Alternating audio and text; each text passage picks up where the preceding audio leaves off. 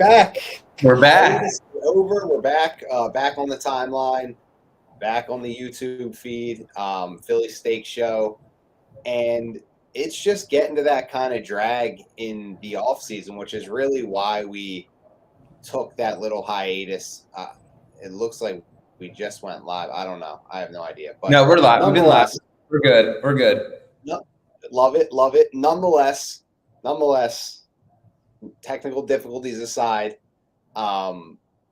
it is well into the off season, and it's time to talk from the heart. And we're unscripted for the first time since the show came on. We are unscripted, and we're just going to talk off the cuff. The name of the video is "The Eagles Are an Elite Organization," and that is something that we as a generation, as in our fans, kind of saw through our childhood into our adulthood, and why it's special to us, why the expectation for the Eagles is so high every year, why there's a certain feeling about the Eagles in Philadelphia versus any of the other teams in Philadelphia, a lot of teams in other cities around the world. And, you don't really understand that unless you're spending any time in Philadelphia. So what I do to get hyped up for every new season is I go back and I start with the year 1999. I was 10 years old, and I don't remember much of it. So I watch all the highlights on YouTube from week 1 to whenever the season ended, from season 1999 through the current season. That's what I do. That's what I do every off season to get hyped up for the coming season, because that stretch of time is like my whole life as an Eagles fan, and it evolving. And we just want to talk about our favorite games, some of our favorite games, some of those big moments that we felt like it was turning for the team, and what it's really been like, rather than break down all the team in OTAs and things like that. Like we talk about that every year. So with that being said, we do want to lead into something where we're talking about, expectations for this coming season, and why it's, where it comes from and where we saw it come from, really. And hopefully that gets us through to training camp, story times and things like that. So, it is a drag period, and we don't have much to say. So, with that being said, like I said, Steve, I'm just gonna kind of interview you and let you kind of set it up. So where do you think things started to really turn around when we were kids? When they were late 90s, Eagles kind of went in that lag period and everything like that, and then they come back and have Andy Reid. Do you remember any specific point that, as like a young fan, you were like, man, this team, like, it seems like this is going to be like a normal thing for this team to be really good? Yeah, that was exciting. So my kind of first memory of the Eagles was, you kind of really start forming some memories when you're like 4 or 5. And I remember, watching some Eagles games with my dad, who was a big fan. And of course, in the 80s, the Eagles had some good teams, Cunningham, and then he gets hurt. And I just remember, like, when I could start remembering Eagles games, my dad, big fan, it was like torture watching these games. It was like at the 2020 season, but like for like 4 seasons in a row where they were just really bad. Yeah. And getting Reid and then McNabb, that hopes, 99, they go through the growing pains with McNabb, new coaching staff, things like that. And then 2000, like, seeing them win was like just really exciting. And I remember being like, and that was, my parents were divorced. So my mom wasn't that into the Eagles at the time. She is now. And I remember being away at like my stepdad's apartment, and I went into the room to watch the Tampa Bay Bucks game, like all by myself in this workout room at my stepdad's house. And it was just like, I was like so excited, and the Eagles won. And I was just like, man, it's like, okay, like wow, like this is like the first season I can actually remember, like, and they're good. And but even when I was 10, I was like, oh my God, these receivers are horrible. And that has obviously been something that has plagued this organization for a long time. And, we've addressed that now, but Yeah. that was just so cool. And then those McNabb years, it was really fun just watching those games. I mean, 2004 was just like crazy, seeing them that run to the Super Bowl. I think we both went to the Vikings game in the playoffs that as kids. year. Yeah, not together, but yeah, I went with my Yeah, dad. yeah. That was a big. I mean, that was one of the first big games I'd ever been. I mean, I went to the NFC Championship the year before that against Carolina. It was a disaster. That was With the that 14-3. was the first Eagles game I went to that wasn't.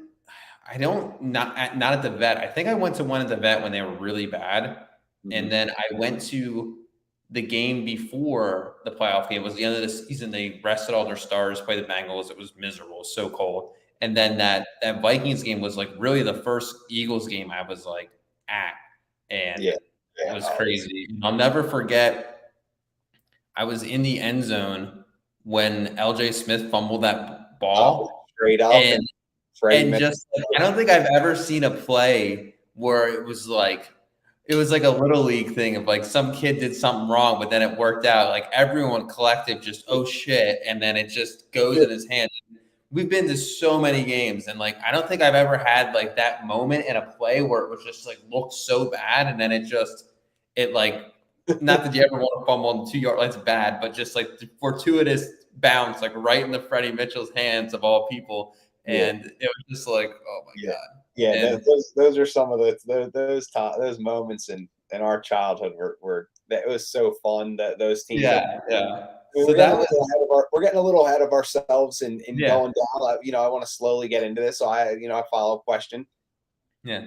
So, you touched on the receivers and but really like seeing the build up and seeing the growth. Is it crazy to say that it kind of like in our childhood, it felt like it was like a family, like right away, like we felt that sort of sense of community. Did you feel that as an Eagles fan even when you were a kid, when we started growing McNabb and going through those losses in the NFC Championship year after year, and then finally making it like it was more, it felt more meaningful because it felt like the team was like a family, like there was that family vibe. And I feel like every time the Eagles are good, that's what you feel with the team more than anything is that connectivity. And like there have been teams over the years that don't feel connected, and those are the teams that aren't any good, that end up flaming out and not working out. And I feel like early on feeling that as a kid when we had the Donovan McNabb and the Andy Reid team coming up, like we were spoiled with that as kids because we saw like a world-class like organization operating right away. And I think they're again, the name of the video is the Eagles are an elite organization or an elite organization. And to me, that's what they are now. Like it's been a long time. You mentioned it before, the sheet that we were looking at on Twitter earlier was the playoff wins and all that. And I just feel like that started with Andy Reid and Donovan McNabb figuring it out together, and the owner and the guys he had in the front office at that time. And so it's funny to see positionally they've had the same issues. Like let's get back to that now. They had this issue at wide receiver, and then they go get Terrell Owens, right? And then when he left, they went right back to the no receivers thing. They were like, see, fans told you that's never going to work out because there's no talented guys that aren't like, divas and whatnot. Like they acted like, oh, we'll see what T.O. did. Now we have to go with Hank Baskett and Greg Lewis. So like it was, sometimes they still got through it because of that connectivity. They had a good defense, or Andy Reid was a great coach. McNabb was a good quarterback, but there were a lot of years I feel like these deficiencies at certain positions just like were the stake in the coffin kind of thing, I mean, they definitely, they were very apparent. And a lot of the NFC Championship losses of not, no one being able to make a play, the defense taking away, our running backs. Brian Westbrook really, was the only like legitimate threat to, and he was make a game changing play.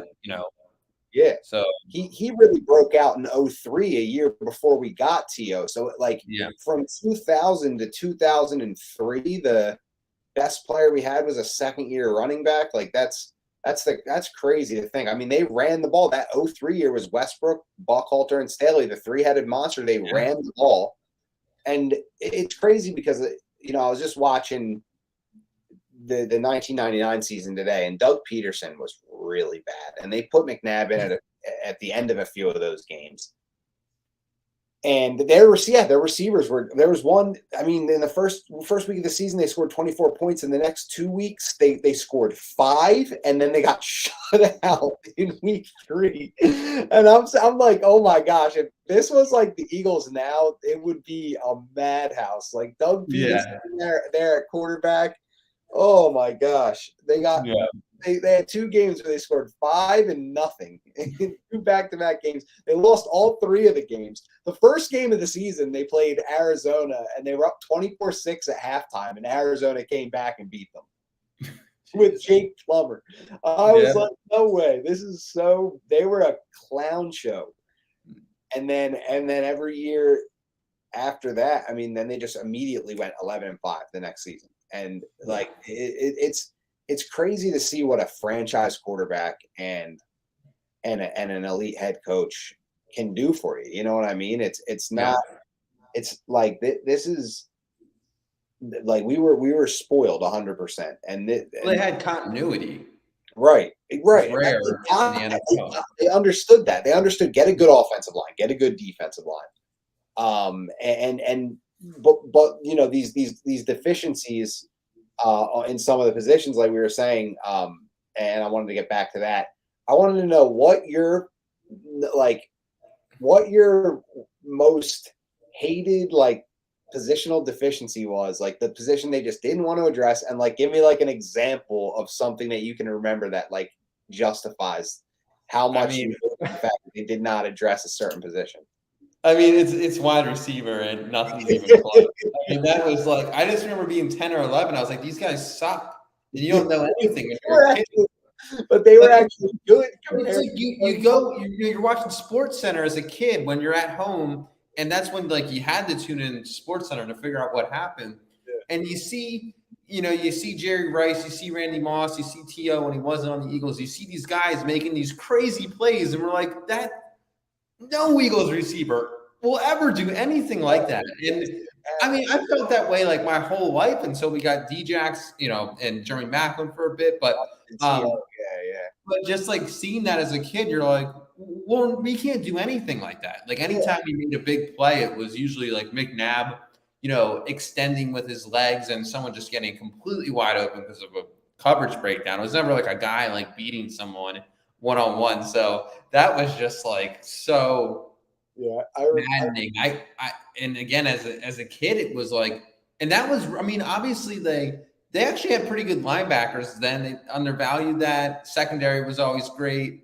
It was the linebackers that, I mean, other than Trotter, it was like that. I'll tell you what, that like Carlos Emmons, like he was solid. Yeah, no, it wasn't like a big name.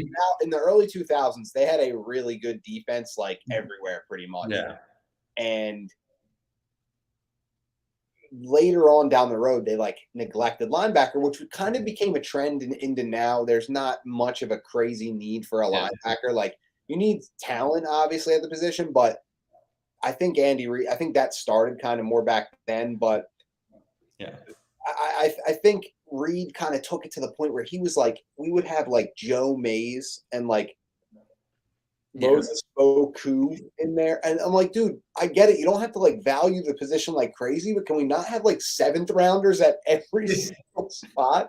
Like, I'm like, gosh, like put something into it. It's like, and then like our middle linebacker's a 5th rounder. I'm like, dude, and then you have to swing like some big trade for a D'Amico Ryans, who was great here, don't get me wrong, but like I felt like that really kind of got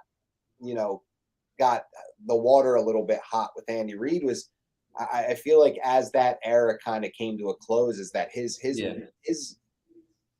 lack of like wanting to change and like actually kind of adapt, like that's really what happened. Is he kind of went nuts, like he needed a change of scenery, because the like, I'll tell you what, the him adjusting and making, like any sort of move was like Juan Castillo, the offensive line coach, going to D coordinator. Those were like the things he wanted. He turned Joe Klecko into a fullback, the D tackle. Like I don't, or no, I'm sorry, not Joe Klecko. That's the dad. I think it was Dan Klecko. Yeah, Dan Klecko. Yeah, Dan Klecko turned him into a fullback. He was a D tackle. Like I don't know, like some of those questionable. I'm like, it was like cool when you were like younger and like the team was fun, but now we're like trying to win a Super Bowl and you're doing like goofy stuff. Like, come on, man. Like draft some receivers, get some real linebackers in here. Like, damn, like what is good? You're like making big signings. Like, yes, Asante Samuel was a great signing, and I just feel like they really stuck to their gut way too much with everything and were unwilling to adapt. And I think that as time went on, I feel like after, and for the sake of time in the show, that was, oh my gosh, but the moments with Andy Reid, let's just, recap the Reid era first before we move kind of transition to the next era. But like, I mean, the early 2000s, like 2000 to 2004 was the best like time ever, like to grow up being an Eagles fan. Like, we didn't win the whole thing, but so many fun games, so many like great times seeing that team grow together. And like, that's really what like connected that's what ever connected like the dots with me, with everything, knowing how the Eagles are, how things work. Like, this is how the fan base is. And like, it was like the perfect time. So that kind of, I feel like, set the tone for like the next several years. So, they go on and like, they were never really as good as they were in the early 2000s with Andy Reid. They had their years. They brought in Mike Vick, right? And they had the Mike Vick little era there, and that was fun. That had a good year in it, and then you had drafted Nick Foles, and missed out on Russell Wilson, and that's kind of that was the beginning of the end of Andy Reid. They had the old Kevin Cobb to and you got a good compensation package for him when you traded him to Arizona, but overall, this stuff started to kind of catch up to Andy Reid, and he just needed a change of scenery. And so they completely overcompensate by bringing in a man that it wasn't about like adjusting. He didn't know when to stop making adjustments. That this high flying, we might have had a web series with his name on it. The Chipper, baby. Chip Kelly gets brought in to get Andy Reid out of town. And I mean, the team was pretty darn good. Like, he had the talent, he had the fast track players. Yeah.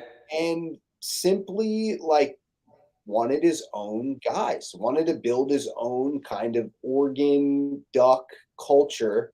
Drafted some Oregon guys, drafted more Pac guys. Like, he loved those West Coast Nelson Aguilar, like those kind of guys, and it just didn't work. It was a wild ride, especially the first year, but that was not really 2013 draft. His first draft, though, they nailed it. Yeah, they had. Oh my gosh, yes, Zach Ertz. I mean, some of the guys that look, it's like a relationship, right? We've been at this point. We've both been in relationships. We've loved and lost and all that bullshit. Yeah. It's just like that with your coach. You take things from it. You've learned a couple things from one of the relationships that failed. In your life, right? So that's kind of what Chip Kelly was to us. We had some good things from him. We got Zach Ertz.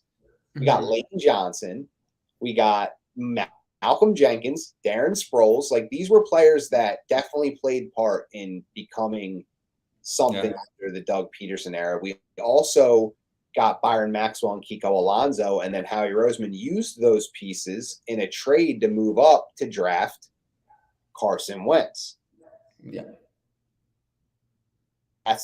era that we go into with Doug Peterson. And what do you know? What happens? We win a Super Bowl.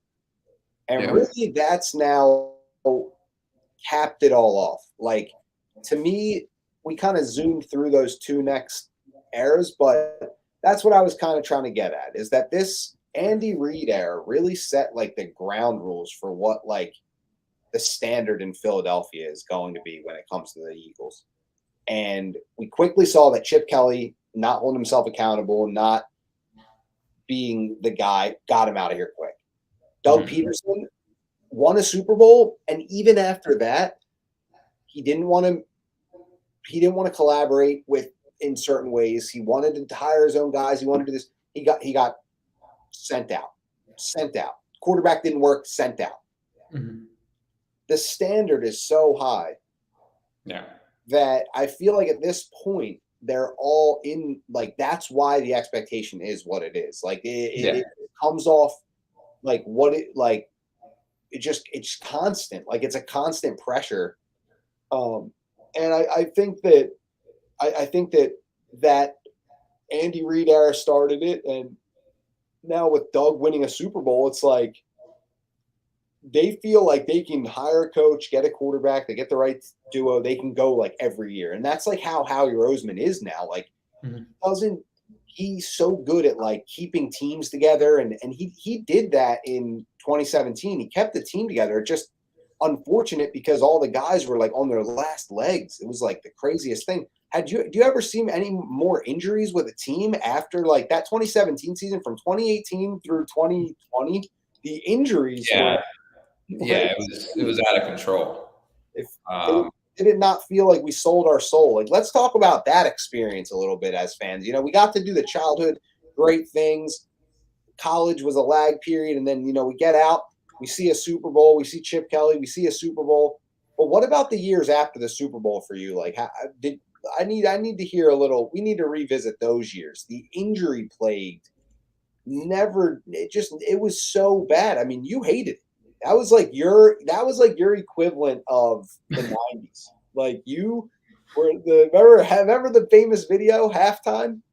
Oh yeah. Those some of those rants. I mean, those came from the Chip era, but yeah, I would get so mad because no. That halftime video from 2020. Halftime. So halftime, the best part of the game is when the Philadelphia Eagles, a football team, are not playing football. That was tough. Well, I think what really bothered me about the Wentz era was, 2016, whatever his first year, it's so apparent that, they need some outside guys to get downfield. They're still not learning from the McNabb era. It's crazy, isn't it? God bless Zach Ertz for like how much of an impact he had in so many years where we were so thin at wide receiver, and like the way he could like really, get that high volume of and like be an impact. But, 2017, you get, Alshon Jeffrey looked like Randy Moss. Torrey Smith was like a godsend too. And like those guys, like, okay, huge. They were like professionals. Like it's not like they were like great. Like they weren't like insane. Like they were good. Don't get me wrong. Those guys, good players, did their job. But that's like what we needed. Like guys to come in, do their job, make tough catches, like and they got them. And it was like, oh my gosh, all of a sudden, like Wentz looks like he's elite. It's like, yeah, well, that's what happens when you put like good players and good coaching around like a decently athletic guy that's like willing to play a certain way and learn. And I think what happened with Wentz obviously is that his injuries, like he didn't want to adjust how he played, and his injuries caught up to him where he couldn't move the same way. And that's what happened. But, back to your point, those receivers were, I mean, every year. It's such a massive upgrade. Yeah, it's such a massive upgrade. Like it could have been anyone with any talent, and it would have been like, oh my gosh, like we had guys that could not play the year before, like could not play. Like they were, and now you fast forward to now, and like this is the first time that we've had a franchise quarterback that like right off the bat has some wide receivers. Like really, really legit good wide receivers that like they're also young. Like we've never had two guys in their mid-20s like this. Just getting into like their best football, and they're already like they got to a Super Bowl. Like it's like this is out of all these teams, out of the Donovan McNabb with that year. I mean, that I was very high on that team, but I was young and all that. Yeah. But the Chip Kelly, the Doug, and then this Sirianni era, out of these 4 coaching regimes, like Sirianni, like this team, I would say, like at the time, like not knowing what happened in the future, I'm more hype about Nick Sirianni's than any of them. Yeah. Like Reed, I was too young. Chip Kelly, I was like hyped up on it, but like they didn't show me anything like that early. And then Doug, are you kidding me? You would have had to pay me to think we were going to win a Super Bowl with Doug Peterson as head coach in our second year with like going into it, like that was insane. Like, so to me, like Nick Sirianni, like I have higher expectations with Nick Sirianni and Jalen Hurts than I've had maybe with any Eagles team ever. Because yeah, I mean, 2017 was so interesting because they really Carson Wentz took a big leap, and some of that was from, having more talent around him with the receivers, but the D-line was nasty that year. You had, pretty good, Malcolm Jenkins was incredible that year, and I just feel like they really dominated the line of scrimmage in such a way that, and then just Carson Wentz making that massive leap, like he was incredible, and no one could have predicted that they would. I think people probably thought, okay, we could make a wild card going into that year for sure. That's what I was kind of thinking. Like, I think we'll make the playoffs, but we'll see. And then they just balled out, and then the Foles thing was and then that was even crazier. I was gonna say, like, people didn't think we were gonna win the Super Bowl after Carson Wentz got hurt. He was playing like Superman out there. The pass rush evasions and things like that. He looks like the best quarterback in the league, and then he gets hurt, and you're like, there's no way this team wins the Super Bowl without him. He was their best player. And then Nick Foles comes in and plays an amazing, amazing game against Minnesota and New England in the Super. And then he was just clutch, like against Atlanta. He made some throws. He just kept them in it, whatever. Mm-hmm. That sometimes is a good game too, like you just have to be poised in that moment, and that's what he was. And you never know if Carson Wentz was going to be that. And that's why I'm like happy with how it went, because at the end of the day, like you've seen young quarterbacks in big games and they don't play well, or they make, some sort of mistake or whatever. And, and Nick Foles was in there making plays, and it was insane. He just played like he didn't have like any regret, any fear whatsoever. And that's how I feel like, you have to show in big games to get kind of that trust and that standard. And, and that's why the standard is what it is right now, because we just saw Jalen Hurts do that. We just saw this Eagles team do that. They played at a high level in a big game, and, it was there, and they came up short, but now the standard is the standard. Like you have to go and win it now. Like nothing really, like stats, this and that about the regular season. Like all I'm saying is like get the highest seed you can, get in the playoffs, and go on the run. Like that's it. That's like I don't care about who beats who by how many and this and that. Like I don't need any of that. Like like it's just win. Like get the number 1 seed and go. And I don't think I've ever had that level of expectation coming into a season, like with an Eagles team. Yeah. Like it's crazy with the 3rd-year coach, and like I'm just like, no, this is like a team that can literally go right back to the Super Bowl. And I don't know if I've ever felt like that about a Philadelphia Eagles team. So that's really how that situation has evolved for me. No, I definitely feel like they'll be right back there again. And yeah, I agree. I haven't had that kind of feeling about a team like this. And they've definitely built a really winning culture with in the Wentz era. I mean, they've only missed the playoffs in 2020 in the COVID season, and that was just a disaster of injuries. What a good year to like tank. Yeah, great year to this. Yeah, the world sucks, and why not the Eagles just suck too? Like, dude, to be honest, and I think that was a fun year if we're being honest. Honestly, 2020 was like the best year of my life for like personal filmmaking stuff and things like that. So I know it wasn't good for everyone else, but I had a great time despite Yeah, the Eagles were not good, but it was, first of all, we know going to games and this and that, Yeah, yeah, how good the home crowd is. yeah. Like that matters a lot. So when I heard there's like no crowd in the stands, I was like, so it's just going to be like the Eagles playing football? Like what is Yeah. that? Yeah. If no one's watching live, how do I know it's actually happening? Like, it's like one of Might those. not even So be I'm like, real. this isn't even a real season. It's like, what is this? Like You they're might just as playing. well.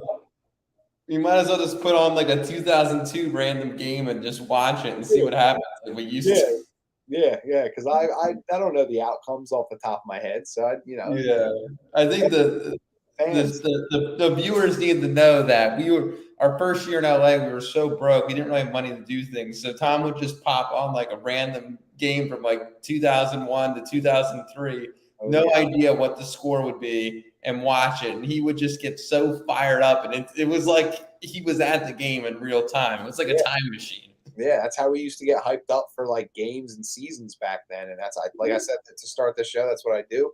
I watch all the games and from those early 2000s years, and Yeah, going all the way through like the Kevin Curtis years and all that. So, uh, but yeah, I mean, like this year, I'm really excited. Like, yeah, just I'm really excited to go to these games that I'm going like that. We're going to a road game. yeah. Tampa week 3.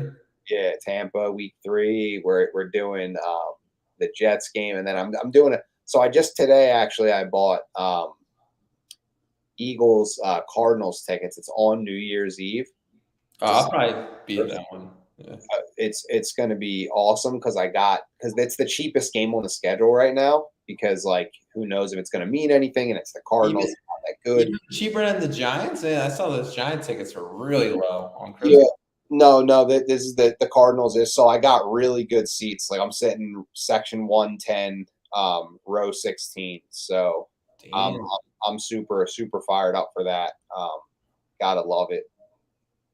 Just said my seat section. I don't know if that's actually it. Actually, we're gonna cut that. I'm just kidding. I'm acting like that was like an address or something. No, Yeah, no, you're good. Oh yeah, so you're in the end no zone. one's even watching anyway. Who watches my videos? My dad. Like my dad's gonna know where I'm sitting at an Eagles game. Like, come Yeah, on. 145. Those are pretty good. Yeah, the But Christmas ones were. They kind of went up a little bit, but yeah, yeah, I'm just monitoring. I think I'm going to do that game with my family as well. My mom wants to go, and yeah, my uncle. But yeah, no, it's a tradition. It's a big family tradition. With the Eagles, and that's something like I said, we experienced that at a really young age, and we got that sense of family and buying tickets and going and being in the mix, and it's like I'd rather like be in something like that as a fan than anything else. Like that localized kind of community vibe. Like Jason Kelsey said it best. It's a localized fan base that like roots for the team because it's like they grew up watching it and like it was like influential to them and stuff um and that's exactly why like what being a fan to me has really become about is like being in something together with people.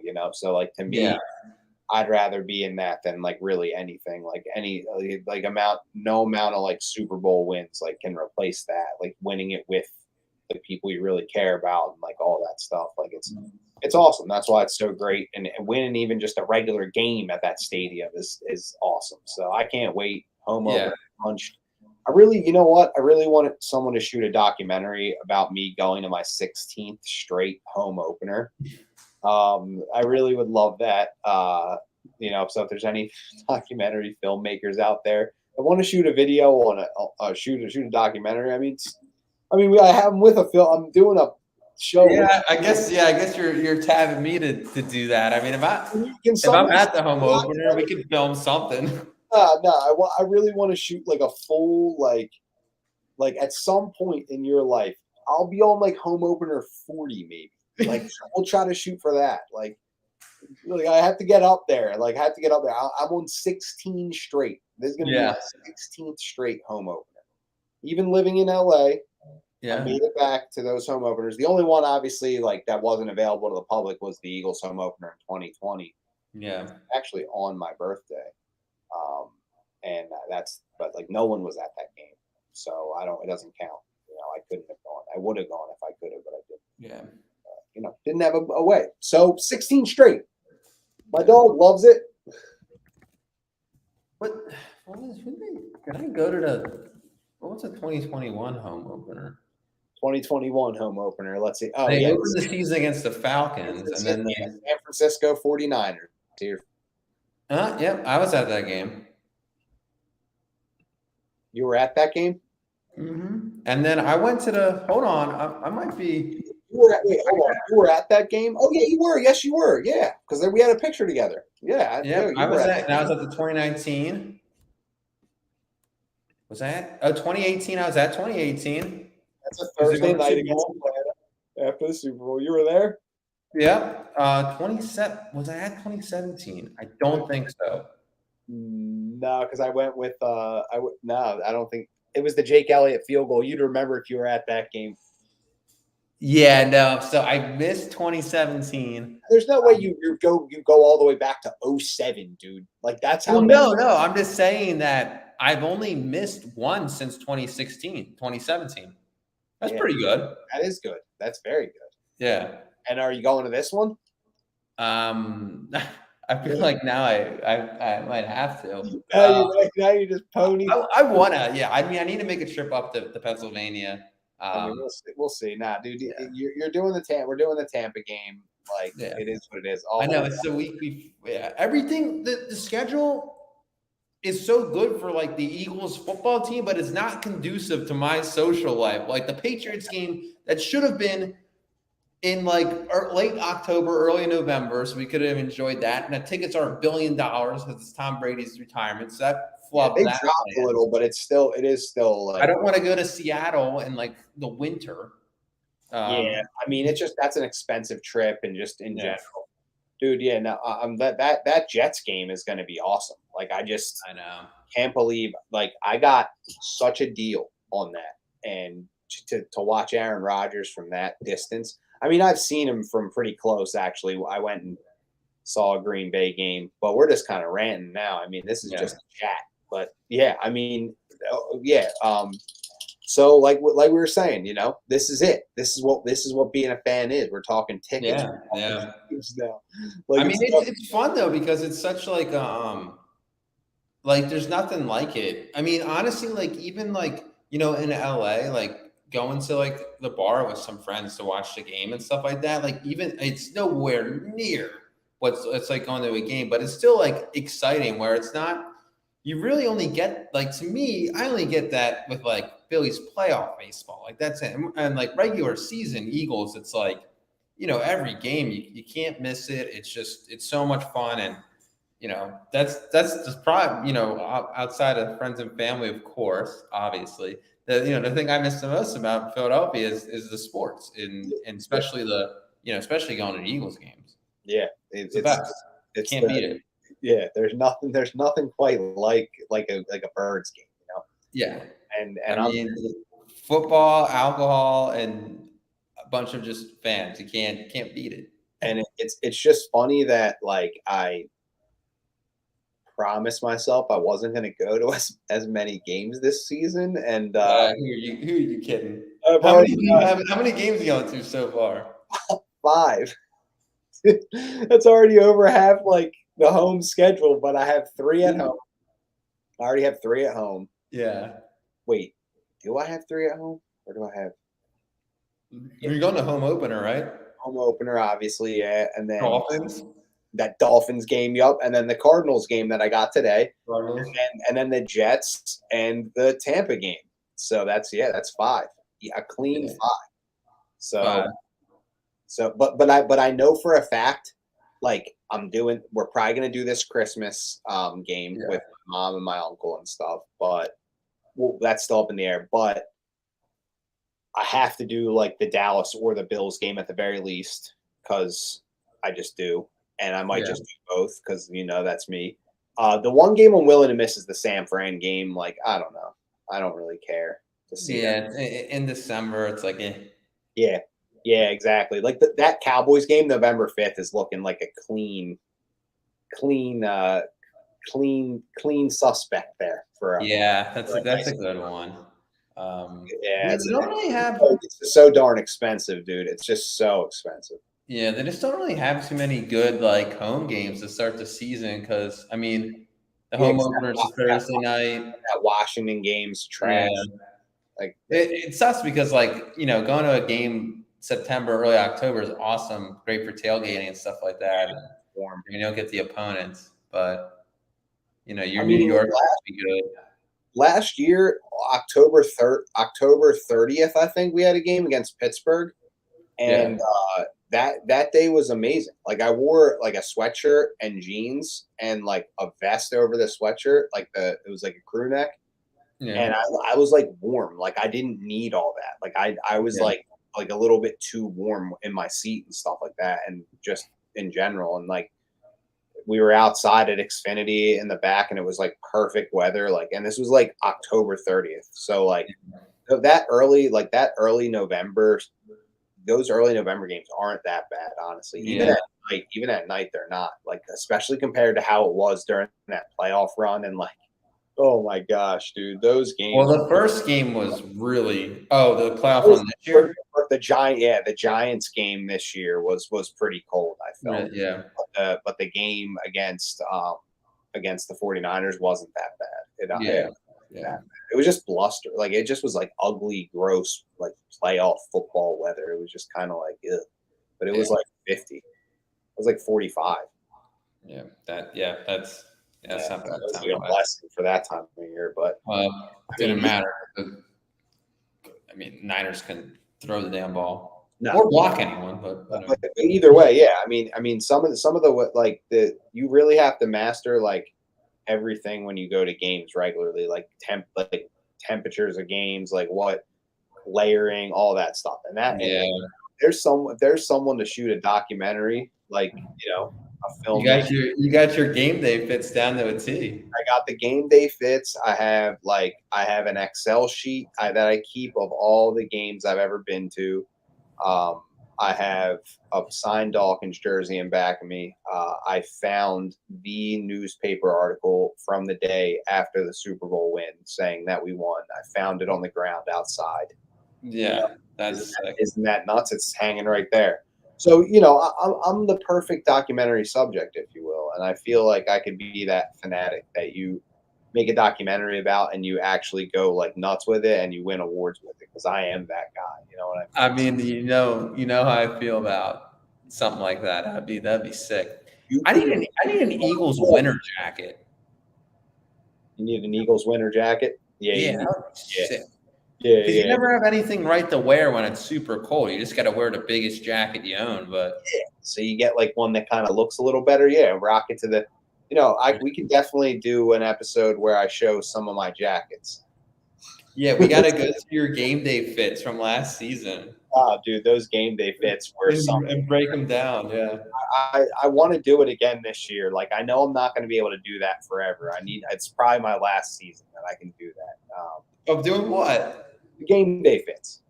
What do you mean? You're just going to go up naked? No, I mean, like bird costume. I mean, like posting them every week, like that. That was why not? I don't know. I mean, I'll do it this year. But yeah, you can do it this year. I posted that whole thread. Like, oh man, I mean, but that's a lot of work. It really is. Like doing a game day fit every single week, getting a picture. Like when but you like it, so yeah. But if I don't watch the game anywhere, then I'm just at my house and it's like the same backdrop every time. Like I need to like figure out how to do like different things for the game. But then again, I don't want to do something different for the game. I just want to watch the game at my house. So, So picture wise, I need someone, first of all, who's a more willing and better photographer. Cause like you're that guy and we're in different spots. Yeah. So I'm usually just self-timer and I usually go out on my deck and try to find a reason to be out there. And usually I do grill. I'm gonna grill. But no one ever wants to eat. Like that's the thing. I always have. Well, not really, not true. People never show up on time. That's the problem. Yeah, we got a lot of problems over here. But I don't. Yeah, I'm really questioning the devotion from, not you, but other people in Philly. What's going on here? I mean, our we're crew. an Eagles club. So if anyone out there watching is down to pull up and watch Birds games, I'd love it. But that'll be for a next episode. I will tell you what, it was a good time discussing where our Eagles fandom comes from and how the organization went from really like a team struggling a little bit late in the 90s to kind of turning it around and just evolving into what you see today. We absolutely can't get enough of those old stories about the Birds, and we'll have many more. We love every second of it. We love every second of it. Follow me on Twitter at Tom Stakes. I know at this point we're probably pretty thin on viewers, but if you do watch this whole thing, follow me and Steve if you want to follow him too. He's always got a couple different things to say here and there, and you know what, we're gonna go into this next season.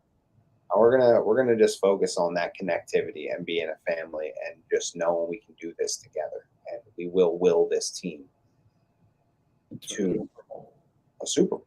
I mean, and we did it before, did we not? You drank the cannabis juice in my apartment, and well, we had to cleanse to get over that Washington hump, and I had to yak up a ton of stuff, and I did, and I pretty much as soon as the Super Bowl ended, I just immediately however many Bud Lights and shots of Fireball, at least like 20 drinks during the game minimum, just the game itself, and just couldn't.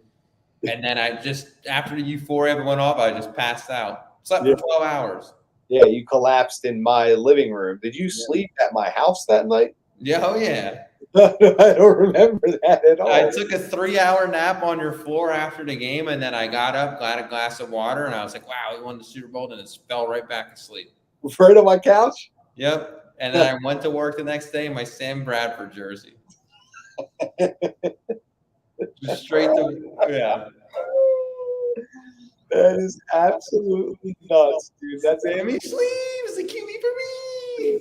That's the best. That's the best story for a Super Bowl win of all time. We had a great time watching that in LA. We had a good time. I wish we were in Philly for it, but we're going to be in Philly for the next one. So keep it locked. Next Wednesday, if there's something to talk about, maybe we'll pop back on. Maybe we'll do another story times, old tales. Yeah, we got to chop it up, do some stories. I mean, we're just getting through the season, Yeah, trying to get to training camp. I'm ready to get down with some Nolan Smith and Jordan Davis and Jalen Carter, Nakobe Dean, the Georgia boys. I want to hear about their training camp. I want to be ingesting news about what they're doing every second of the training day. Camp starts in 5 weeks, so crazy. I've been in the gym. I was in the gym today. I was in the gym. So did I. And yesterday I went skating. Heck of a quads workout. Heck of a cardio workout. And I've been maintaining a good healthy weight. So I'm ready if they need me. That's my I'll get in there. I'll get in there and take on, as many reps as they need. If they need extra set of legs in the backfield, I can run the zone read. Shoot, I'll play quarterback guy.